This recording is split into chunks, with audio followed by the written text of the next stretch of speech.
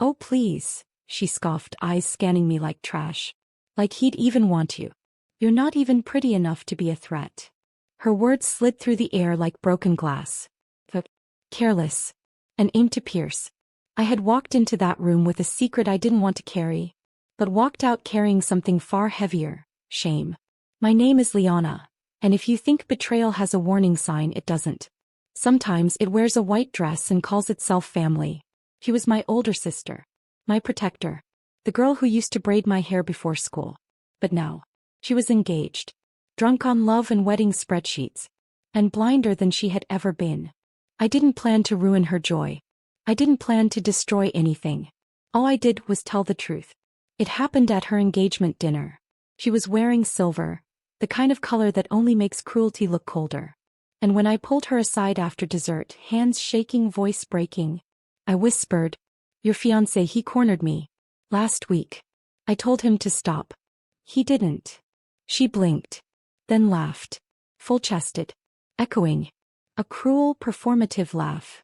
Like I'd just told her a bedtime story gone wrong. "You're serious?" she asked, grinning. "Liana, you always make up drama."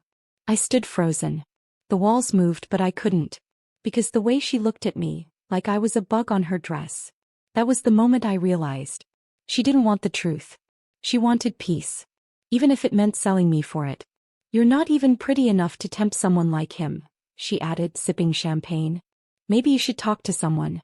A therapist, maybe? People have noticed you're unstable lately." I didn't cry in front of her. I didn't fight. I just stood there and watched the only person who knew me best erase me, with one smile and one sentence. And that night she removed me from the bridal group chat. But that wasn't the end. It was the trigger. Because 3 weeks later, I made her regret every word. In front of 300 guests beneath a ceiling of white roses. And it started with a chair. Just one empty chair. They told me not to come. The official story was, there aren't enough seats. But I knew the truth. I wasn't just uninvited. I was erased. No RSVP. No mention. Not even a courtesy lie like "we're keeping it small." Just silence. And then, Instagram stories. Her bridal shower. My cousin holding a mimosa. My aunt dancing with a sash that read "Mother of the Bride." And there, in the back, was him. Her fiancé. Smiling. I stared at the screen until my eyes blurred. Not out of jealousy. But from the memory. His hand gripping my wrist. His voice in my ear, "You're the wrong sister. But you'll do." The silence afterward. My own voice cracking. "No." And now this. A wedding built on denial. A family party funded by my erasure. But what they didn't know was that while they were planning flowers and speeches, I was planning something else. Not revenge. Not a scene. Just truth. Delivered beautifully. Publicly. Unavoidable. I contacted the hotel coordinator. Offered to cover the cost of one decorative element. She asked which one. I said, "The seating chart." Confused, she paused. I continued. "I'd like to donate a custom acrylic seating chart. Engraved. Elegant. My gift to the couple." She agreed. I paid. And I sent the final design, all 300 names alphabetized. Plus one more. At the very end. Name, Liana, sister of the bride. Status. Removed due to mental instability, per bride's request. It looked like a mistake. Like a glitch. But it wasn't. It was intentional. It was real. So when guests lined up to find their names, they didn't just see the list. They saw me. They saw what she'd called me. What she'd said behind my back. And they saw it in gold foil. Printed. Framed. Mounted under fairy lights. The whispers started immediately. Aunt Janine asked, "Why would she write that?" Uncle Theo said, "That's messed up." The mother of the groom turned pale. And my sister? She hadn't seen it yet. But the music was about to play. And when she walked in wearing white, smiling, the first thing she'd pass wasn't flowers. It was me. Etched in her own words. She entered like royalty. A violin cover of 8,000 years played. Soft petals lined the floor. All eyes turned to her, radiant in a silk gown, veil trailing behind her like a river of light. But halfway down the aisle, she stopped. Dead. Her tracks. Her smile flickered. Her hands clenched the bouquet tighter. Because there it was, the seating chart. Polished. Gold-trimmed. Towering beside the welcome table. And right at the bottom, her own betrayal staring back at her. Liana, sister of the bride. Removed due to mental instability, per bride's request. She turned to the planner, hissing something sharp. The planner stepped back, confused. But, that's what you submitted. Right. I watched from the far side of the courtyard behind a line of hydrangeas. Invisible. Present. Undeniably there. Guests began whispering. Some pulled out phones. Others looked between the chart and her, trying to do the math. The music faded. The aisle became a question mark. And for a brief, flickering moment, her perfect day cracked. She marched toward the sign. Yanked the frame. The metal stand tipped. A gasp echoed through the crowd as it fell with a loud clang. The sound broke the illusion. Suddenly people weren't clapping. They were murmuring. And watching. The officiant, startled, asked if everything was all right. She stammered, "That wasn't supposed to be." Someone added, "Someone hacked." But the damage had already bloomed.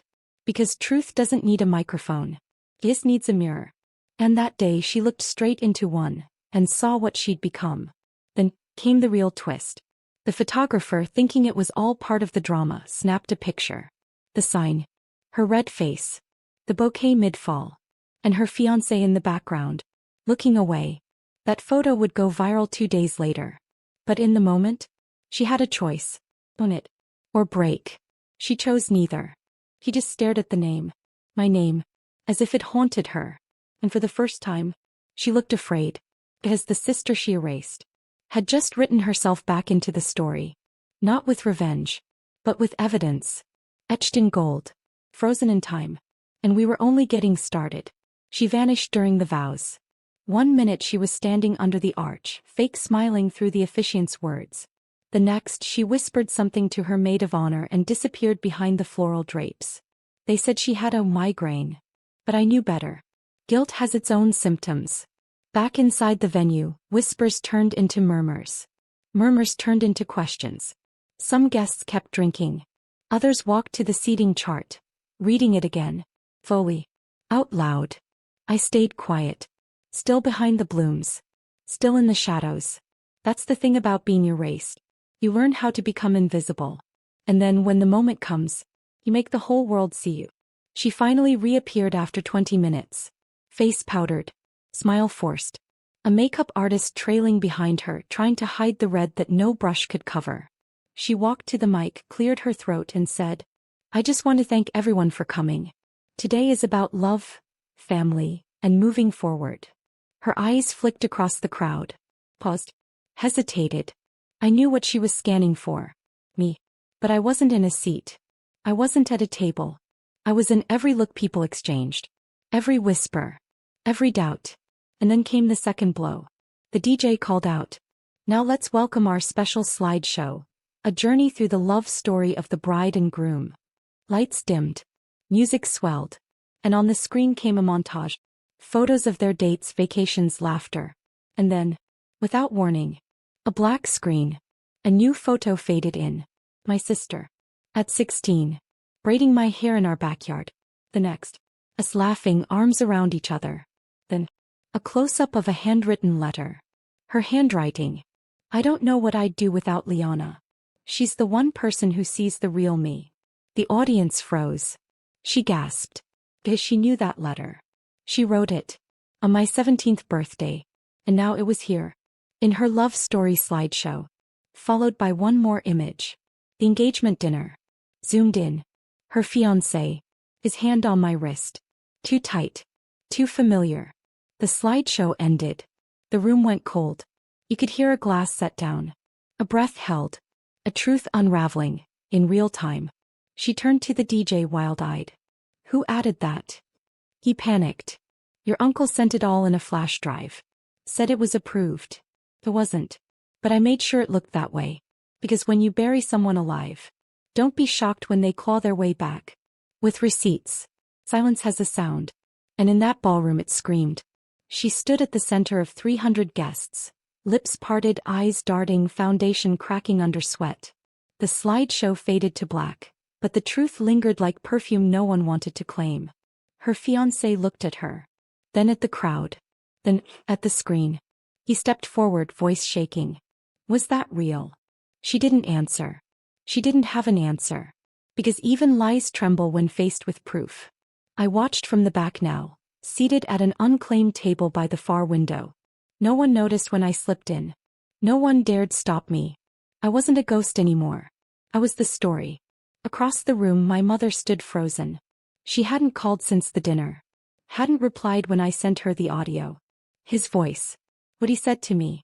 He heard it. And said nothing. She was the one who taught me silence was safer than shame. But shame was no longer mine to carry. And just as my sister gripped the mic again, ready to spin another lie, a child's voice cut through the tension. Why would you call your sister crazy? Gasps. Heads turned. My little cousin, 8 years old, red bow in her hair, standing beside the dessert table with cake on her chin. I saw it, she added. On the gold sign. You said she's not invited because she's broken. My sister dropped the mic. It hit the floor with a thud, a sound so final it might as well have been a gavel. Her fiancé backed away slightly. I didn't know any of this, he muttered. Why would you hide something like that? Her lips quivered. She reached for him, but he pulled back. The planner walked up discreetly. There's a media rep here from Bridal Weekly, she whispered. They're asking questions. Of course they were. The photographer had already posted a teaser shot on his portfolio page. An unforgettable wedding unraveling in real time. It had 10,000 views in under an hour. Me. I sipped my water. Calm. Steady.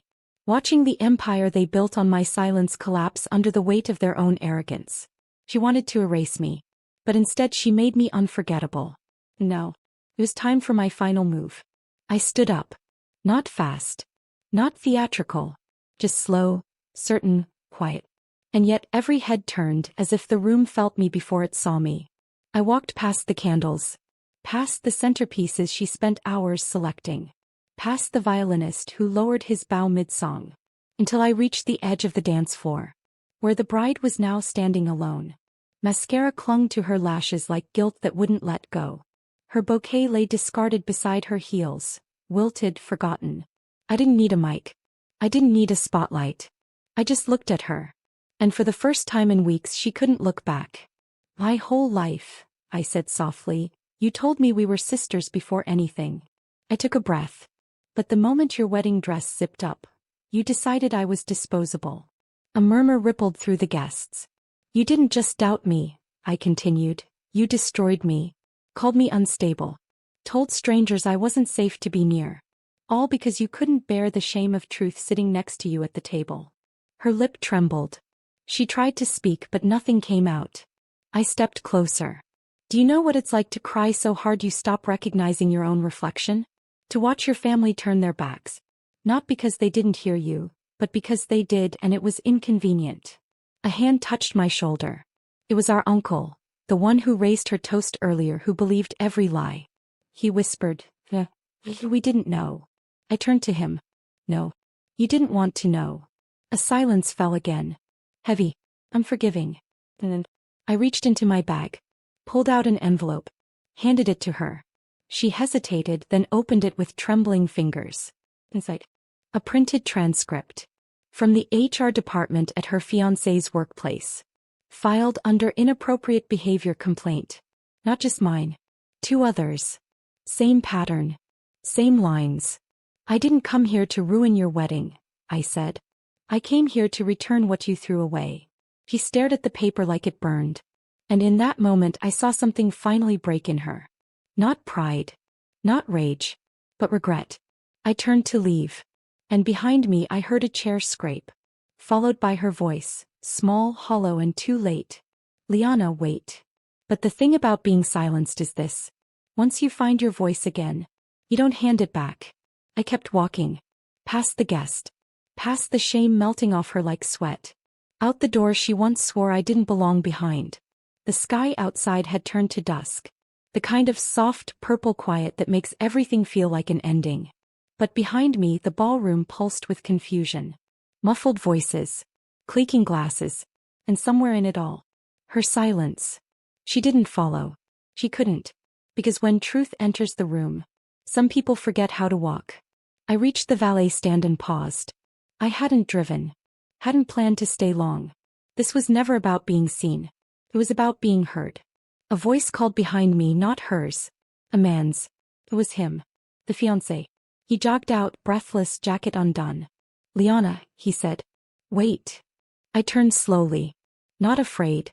Not angry. Just tired. "She never told me," he said. "About the complaint. The HR stuff. None of it. I didn't know." I tilted my head. "You think I care what you knew?" He blinked.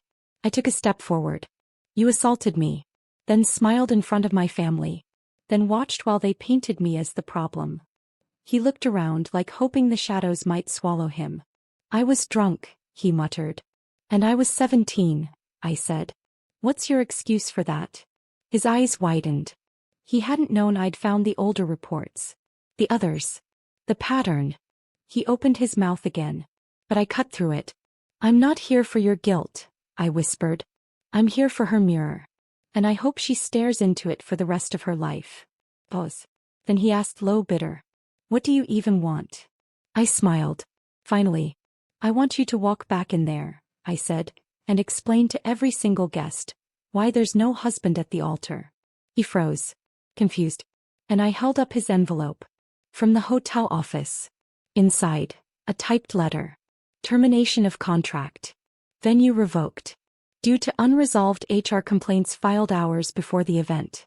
His name was flagged. Security would be waiting. "You're not allowed back in," I said gently. "But don't worry, she'll find out soon." He stared at me, pale and stunned. Then I turned and walked away from both of them. The man who cornered me. And the sister who stood behind him. I didn't look back. Not once. Because closure isn't found in apologies. It's found in clarity. And I'd finally found mine.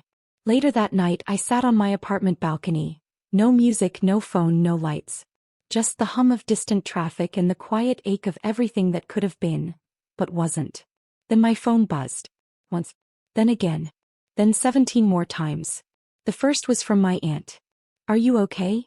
The second from the planner. "Your sister left before dinner." No explanation.